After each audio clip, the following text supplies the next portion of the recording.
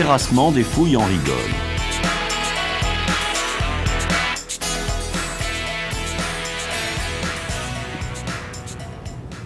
Les fouilles sont tracées au plâtre.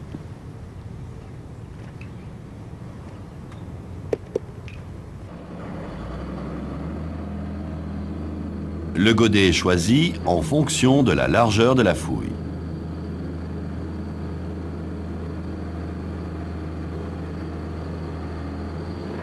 Lors du terrassement, une poche d'air avec de l'eau est découverte. Toute modification dans l'aspect du terrain est signalée au chef de chantier.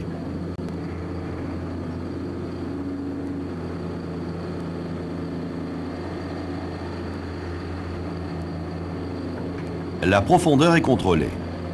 Cette profondeur respecte la cote hors gel.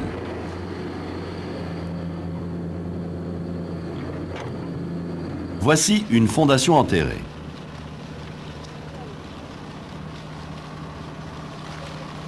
Sous l'action du gel, l'eau contenue dans le sol gonfle la terre, augmente le volume et fait monter l'ouvrage. Le dégel fait redescendre l'ouvrage.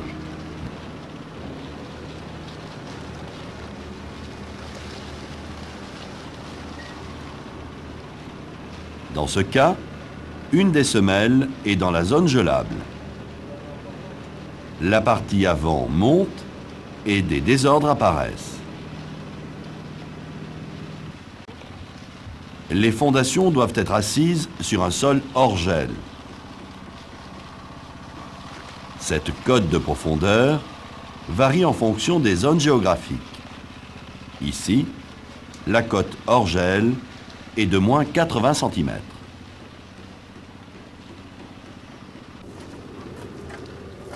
Le fond de fouille est nettoyé pour enlever la terre décomprimée. Les piquets correspondent à la rase du béton de propreté. Ces points servent aussi de guide pour maîtriser la profondeur du terrassement.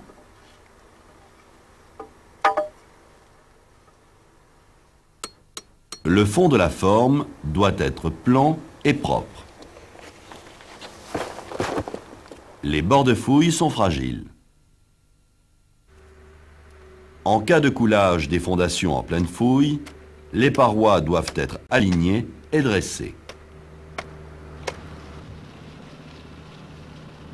Dans le cas d'un terrain en pente, les semelles sont coulées en redans.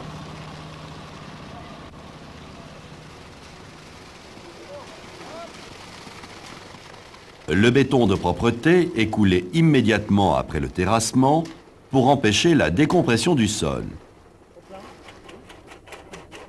Le béton de propreté est nivelé.